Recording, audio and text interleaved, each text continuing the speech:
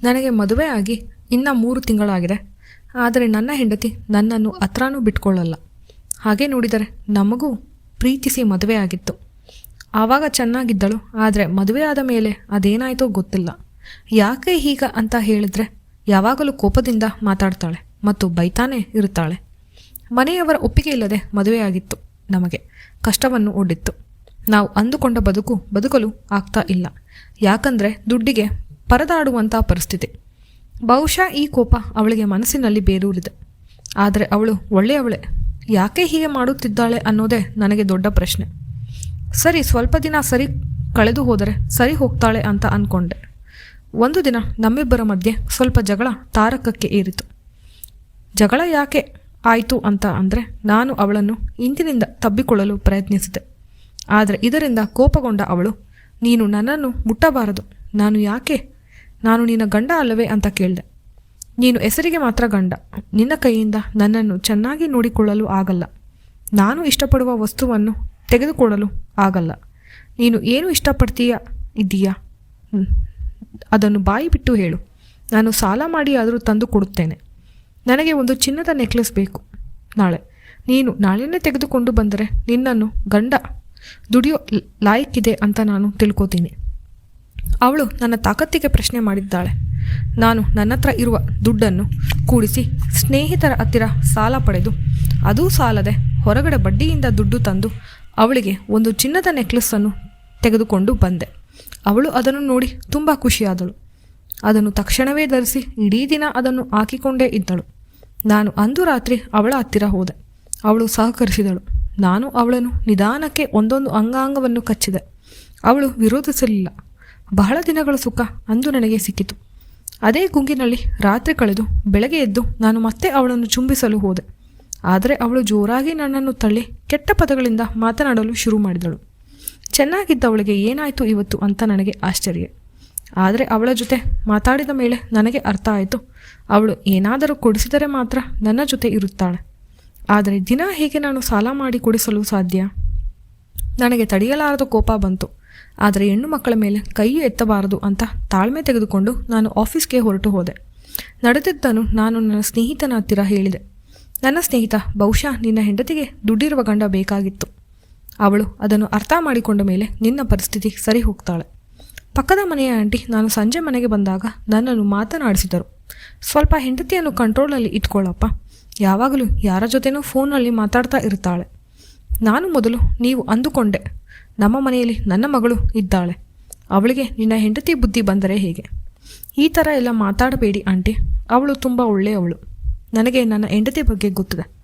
ಮನೆಗೆ ಬಂದು ನಾನು ಸ್ವಚ್ಛವಾಗಿ ಟಿವಿ ನೋಡ್ತಾ ಕೂತೆ. ಟಿವಿ ನೋಡುತ್ತಿರುವಾಗ ಆಂಟಿ ಹೇಳಿದ ಮಾತುಗಳು ಕಿವಿಯಲ್ಲಿ ಹಾಗೇ ಇದೆ.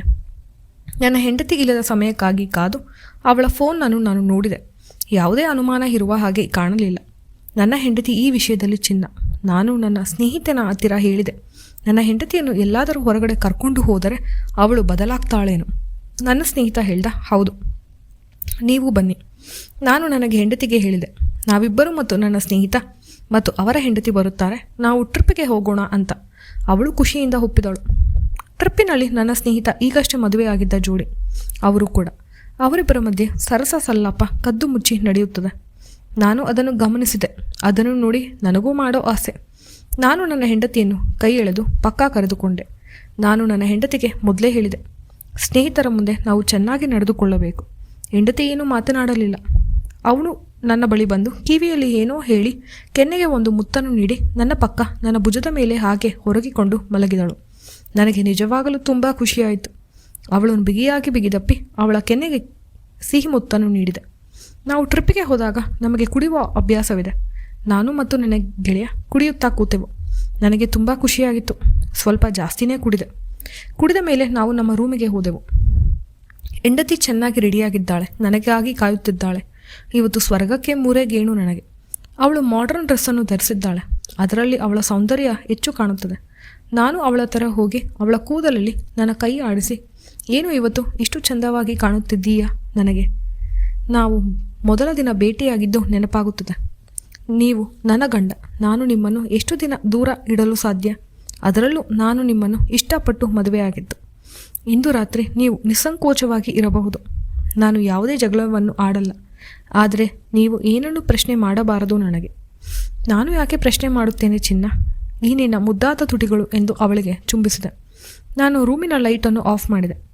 ಅವಳು ಧರಿಸಿರುವ ಮಾಡೆಲ್ ಡ್ರೆಸ್ ಇರುವುದು ಮೇಲೆ ಒಂದು ಕೆಳಗಡೆ ಒಂದು ಅಷ್ಟೆ. ಅದನ್ನು ತೆಗೆಯುವುದು ಬಹಳ ಸುಲಭ. ಒಂದೇ ಹೇಟಿಗೆ ಬಾಳೆಹಣ್ಣು ಸಿಪ್ಪೆ ಸುಳಿಯುವ ಹಾಗೆ ಸುಳಿದೆ. ನನ್ನ ಬಾಳೆಹಣ್ಣು ಕೂಡ ದೊಡ್ಡ ಬಾಳೆಹಣ್ಣಾಗಿದೆ. ಅವಳ ನಿಂಬೆ ಗಾತ್ರದ ಚೆಂಡುಗಳು ಸ್ಪರ್ಶಿಸುತ್ತದೆ. ಎಷ್ಟು ಮೃದುವಾಗಿದೆ ಮತ್ತು ಸಿಹಿಯಾಗಿದೆ ಚಪ್ಪರಿಸುವುದಕ್ಕೆ. ನನ್ನ ಹೆಂಡತಿ ಬಾಳೆಹಣ್ಣನ್ನು ತಿನ್ನಬೇಕು. ಇವತ್ತು ನಿನಗೆ ಎಲ್ಲ ಹಣ್ಣನ್ನು ನಾನು ನೀಡುತ್ತೇನೆ. ನನ್ನ ಹೆಂಡತಿ ಬಾಳೆಹಣ್ಣನ್ನು ತಿನ್ನಲು ಪ್ರಾರಂಭಿಸಿದಳು. ನಾನು ಕಿತ್ತಳೆ ಹಣ್ಣನ್ನು ತಿನ್ನುತ್ತಿದ್ದೇನೆ. ರೂಮಿನಲ್ಲಿರುವ ಮಲ್ಲಿಗೆ ಹೂವು ಘಮಘಮ ಎಂದು ವಾಸನೆ ಬೀರುತ್ತದೆ. ನಮಗೆ ಇನ್ನಷ್ಟು ಮಾಡಲು ಪ್ರೇರೇಪಿಸುತ್ತದೆ. ನನ್ನ ಹೆಂಡತಿ, ನಿನ್ನ ಬಾಳೆಹಣ್ಣಿನಿಂದ ಲಾಕ್ ಮಾಡು ಬೇಗ. ನಾನು ಹಾಕಿದೆ. ಬೀಗ ಸರಿಯಾಗಿ ಕೂರುತ್ತದೆ ಮತ್ತು ಆರಾಮಾಗಿ ಬೀಗ ಒಳಗೆ ಹೋಗುತ್ತದೆ. ಹೆಂಡತಿ ವಿಚಿತ್ರವಾಗಿ ಶಬ್ದ ಮಾಡುತ್ತಿದ್ದಾಳೆ. ಆ ಶಬ್ದ ನನಗೆ ಇಷ್ಟ ಆಗ್ತಾ ಇದೆ. ಬಾಳೆಹಣ್ಣು ಸಣ್ಣದಾಗಿತ್ತು. ಬೀಗ ಆಚೆ ಬಂದಿತು. ಇಬ್ಬರಿಗೂ ಸಂತೃಪ್ತಿ ಪಡೆದ ಅನುಭವ. ನಾವು ಮದುವೆಯಾಗಿದ್ದರಿಂದ ನಿಜ ಹೇಳಬೇಕೆಂದರೆ ಯಾವತ್ತೂ ಇಷ್ಟು ಖುಷಿಯಿಂದ ಸಂತೋಷದಿಂದ ಇರಲಿಲ್ಲ. ನಾನು ನನ್ನ ಹೆಂಡತಿಯನ್ನು ತಪ್ಪಾಗಿ ತಿಳಿದುಕೊಂಡಿದ್ದೆ ಇಷ್ಟು ದಿನ. ಆದರೆ ಅವಳಿಗೆ ಎಷ್ಟು ಒಳ್ಳೆಯವಳು ಎಂದು ನನಗೆ ಇವತ್ತೇ ಗೊತ್ತಾಗಿತ್ತು. ಕುಡಿದ ಮತ್ತಿನಲ್ಲಿ ಹಾಗೆ ನಿದ್ರೆ ಬಂದಿತು ನನಗೆ.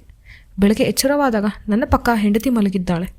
ನಾನು ಕಣ್ಣು ಉಜ್ಜುತ್ತಾ ನೋಡುತ್ತಿದ್ದೇನೆ. ಅವಳು ನನ್ನ ಹೆಂಡತಿಯಲ್ಲ, ಅವಳು ನನ್ನ ಸ್ನೇಹಿತನ ಹೆಂಡತಿ. ಇದು ಹೇಗೆ ಸಾಧ್ಯ? ನಾನು ರಾತ್ರಿ ನನ್ನ ಹೆಂಡತಿ ಪಕ್ಕ ಇದ್ದೇನಲ್ಲ. ನನ್ನ ಶಬ್ದಕ್ಕೆ ಆಕೆಗೂ ಎಚ್ಚರವಾಯಿತು. ಅವಳು ಬೆಶೀಟಿನಿಂದ ತನ್ನ ಚೆಂಡನ್ನು ಮರೆಮಾಚುತ್ತಾ, ನೀವು ರಾತ್ರಿ ಕುಡಿದ ಮತ್ತಿನಲ್ಲಿ ನನ್ನನ್ನು ಹೆಂಡತಿ ಹೆಂಡತಿ ಅಂತ ಕರೆದು ಈ ಥರ ಮಾಡಿದ್ದೀರಾ? ಇದು ಹೇಗೆ ಸಾಧ್ಯ? ಹಾಗಾದರೆ ನನ್ನ ಹೆಂಡತಿಯಲ್ಲಿ? ನಿಮ್ಮ ಹೆಂಡತಿ ನನ್ನ ಗಂಡನ ಜೊತೆ ಇದ್ದಾಳೆ. ಅವಳಿಗೆ ನೀವು ಅಂದರೆ ಇಷ್ಟವಿಲ್ಲ. ಯಾಕೆಂದರೆ ನೀವು ಬಡವರು, ನೋಡೋಕೆ ಅಷ್ಟೊಂದು ಸುಂದರವಾಗಿಲ್ಲ ಅಂತ ನಿಮಗೆ ಗೊತ್ತಿಲ್ಲದಂತೆ ಅವರಿಬ್ಬರ ಸಂಬಂಧ ಬಹಳ ದಿನಗಳಿಂದ ನಡೆಯುತ್ತದೆ. ಅದಕ್ಕೆ ಅವರು ಟ್ರಿಪ್ಪಿಗೆ ಬರಲು ಒಪ್ಪಿದರು. ನನಗೆ ಈ ವಿಷಯ ತಿಳಿದಿದೆ, ಆದರೆ ಏನೂ ಮಾಡುವ ಪರಿಸ್ಥಿತಿಯಲ್ಲಿ ನಾನು ಇಲ್ಲ. ನಿಮ್ಮ ಹೆಂಡತಿ ಹೇಗೆ ನಿಮ್ಮ ಜೊತೆ ಇದ್ದಾರೆ, ನನ್ನ ಗಂಡನೂ ಹಾಗೆ ನನ್ನ ಜೊತೆ ಇದ್ದಾರೆ. ನಿಜವಾಗಲೂ ನಾನು ನನ್ನ ಗಂಡನಿಂದ ಸಿಗದಿದ್ದ ಸಂತೋಷವನ್ನು ನಾನು ನಿಮ್ಮಿಂದ ಪಡೆದಿದ್ದೇನೆ. ನೀವು ದಯವಿಟ್ಟು ಬೇಜಾರಾಗಬೇಡಿ. ನಾನು ಸಂಪೂರ್ಣ ಸಮ್ಮತಿಯಿಂದ ಒಪ್ಪಿಕೊಂಡಿದ್ದೇನೆ. ನನಗೆ ಏನು ಹೇಳಬೇಕೆಂದು ಗೊತ್ತಾಗಲಿಲ್ಲ. ಹಾಗಾದರೆ ನಾನು ಖಂಡಿತ ಕನಸು ಸುಳ್ಳಾಯಿತು. ನನ್ನ ಹೆಂಡತಿ ತಿಳಿದು ನನಗೆ ಮೋಸ ಮಾಡುತ್ತಿದ್ದಾಳೆ. ನಾನು ತಿಳಿಯದೆ ಅವಳಿಗೆ ದ್ರೋಹವನ್ನು ಬಗೆದೆ. ಆದರೆ ನಾವು ಪ್ರಾಮಾಣಿಕವಾಗಿ ಇರುವುದು ಎಷ್ಟು ಒಳ್ಳೆಯದು ನಮಗೆ ಅನ್ನೋ ಪ್ರಶ್ನೆ ಇದೆ ನನಗೆ. ಯಾಕಂದರೆ ಪ್ರಾಮಾಣಿಕರಿಗೆ ಬೆಲೆ ಇಲ್ಲ. ಆಕೆ ನನ್ನ ತಲೆಯನ್ನು ಸವರುತ್ತಾ, ನನಗೆ ಗೊತ್ತಿದೆ ನಿಮ್ಮ ಮನಸ್ಸಿನಲ್ಲಿ ಬಹಳಷ್ಟು ಪ್ರಶ್ನೆ ಇದೆ. ಆದರೆ ಅವರ ಇಚ್ಛೆ ಅವರವರಿಗೆ, ನಾವು ತಡೆಯಲು ಆಗುವುದಿಲ್ಲ. ಅದಕ್ಕೆ ನಾವು ಅವರ ಇಚ್ಛೆಯಂತೆ ಅವರನ್ನು ಬಿಟ್ಟು ಬಿಡಬೇಕು. ನಾನು ಆಕೆಯನ್ನು ಕೈ ಮುಗಿದು, ನನ್ನನ್ನು ಕ್ಷಮಿಸಿ, ಇದು ತಿಳಿದೇ ಆದ ತಪ್ಪು. ನನ್ನಿಂದ ಮಹಾಪರಾಧ ಆಗಿದೆ. ಈ ವಿಷಯ ಯಾರಿಗೂ ತಿಳಿದೇ ಇದ್ದರೆ ಒಳ್ಳೆಯದು. ನಾನು ರೂಮಿನಿಂದ ಆಚೆ ಬಂದೆ. ಹೊರಗಡೆ ಇರುವ ಸೋಫಾದಲ್ಲಿ ಮಲಗಿದೆ. ಹೌದು, ನನ್ನ ಹೆಂಡತಿ ಎಲ್ಲಿದ್ದಾಳೆ ಎಂದು ಹುಡುಕಲು ಹೋದೆ. ನಾನು ನನ್ನ ಸ್ನೇಹಿತ ಇರುವ ರೂಮಿನ ಕಡೆ ಹೋದೆ. ಅವರಿಬ್ಬರೂ ಹೀಗಷ್ಟೇ ಎಚ್ಚರವಾಗಿದ್ದಾರೆ. ಅವರು ನನ್ನ ಹೆಂಡತಿಯನ್ನು ತಪ್ಪಿದ್ದಾನೆ. ಆಕೆ ಸಂತೋಷವಾಗಿ ನಗುತ್ತಿದ್ದಾಳೆ. ನನಗೆ ಅವಳನ್ನು ನಗು ನೋಡಿ ಎಷ್ಟು ಸಂತೋಷವಾಗಿದ್ದಾಳೆ. ನನ್ನಿಂದ ಅವಳು ದುಃಖದಲ್ಲಿದ್ದಾಳೆ. ನಾನು ಅವರ ರೂಮಿನ ಡೋರನ್ನು ಬಡಿದು, ಅವರಿಬ್ಬರಿಗೂ ನನ್ನನ್ನು ನೋಡಿ ಆತಂಕ. ನಾನು ಹೇಳಿದೆ, ನನಗೆ ವಿಷಯ ಗೊತ್ತಾಗಿದೆ. ಆದರೆ ನೀವಿಬ್ಬರು ಒಟ್ಟಿಗೆ ಇದ್ದರೆ ಖುಷಿಯಾಗಿರುತ್ತೀರಾ ಅಂತ ನನಗೆ ಅನ್ನಿಸ್ತು. ನನಗೂ ನನ್ನನ್ನು ಪ್ರೀತಿಸುವ ಮನಸ್ಸು ಸಿಕ್ಕಿದೆ. ಅದಕ್ಕೆ ಇನ್ನು ಮೇಲೆ ನಾನು ನಮ್ಮ ಇಚ್ಛೆಯಂತೆ ಬದುಕನ್ನು ಜೀವಿಸೋಣ. ನಾನು ನನ್ನ ಹೆಂಡತಿಯನ್ನು ನನ್ನ ಗೆಳೆಯನಿಗೆ ಬಿಟ್ಟುಕೊಟ್ಟೆ. ನನ್ನ ಹೆಂಡತಿ ಸಮಾಜಾಯಿಷಿ ನೀಡಲು ಬಂದಳು. ನಾನು ಹೇಳಿದೆ, ಏನನ್ನೂ ಹೇಳುವುದು ಸಾಧ್ಯವಿಲ್ಲ, ಬೇಡ. ನೀನು ಆರಾಮಾಗಿ ನನ್ನ ಸ್ನೇಹಿತನ ಜೊತೆ ಜೀವನವನ್ನು ನಡೆಸಬಹುದು. ನಾನು ನನ್ನ ರೂಮಿಗೆ ಬಂದು ಆಕೆಯನ್ನು ಮನಸಾರೆ ತಬ್ಬಿಕೊಂಡು, ಇನ್ಮೇಲೆ ನೀನು ನನ್ನ ಹೆಂಡತಿ, ನಾನು ನಿನ್ನನ್ನು ರಾಣಿಯ ಹಾಗೆ ನೋಡಿಕೊಳ್ಳುತ್ತೇನೆ. ಆಕೆ ಖುಷಿಯಿಂದ ಇನ್ಮೇಲೆ ನನ್ನ ಜೀವನ ಸರಿ ಹೋಗುತ್ತೆ. ನಾನು ಬಯಸಿದ ಪ್ರೀತಿ, ರಕ್ಷಣೆ ನನಗೆ ನನ್ನ ಗಂಡನಿಂದ ಸಿಗುತ್ತದೆ. ನಾನು ಮಾಡಿದ್ದು ತಪ್ಪೋ ಸರಿನೋ ಗೊತ್ತಿಲ್ಲ, ಆದರೆ ನಾವು ಜೀವನವನ್ನು ಹೇಗೆ ನಡೆಸ್ತಾ ಇದ್ದರೆ ಯಾರೂ ಸಂತೋಷವಾಗಿ ಇರುತ್ತಿರಲಿಲ್ಲ. ಅದಕ್ಕೆ ನಾನು ಈ ನಿರ್ಧಾರಕ್ಕೆ ಬಂದೆ. ಈ ಕತೆ ನಿಮಗೆ ಇಷ್ಟವಾದರೆ ದಯವಿಟ್ಟು ಲೈಕ್ ಮಾಡಿ ಮತ್ತು ಚಾನಲನ್ನು ತಪ್ಪದೆ ಸಬ್ಸ್ಕ್ರೈಬ್ ಮಾಡಿ. ಧನ್ಯವಾದಗಳು.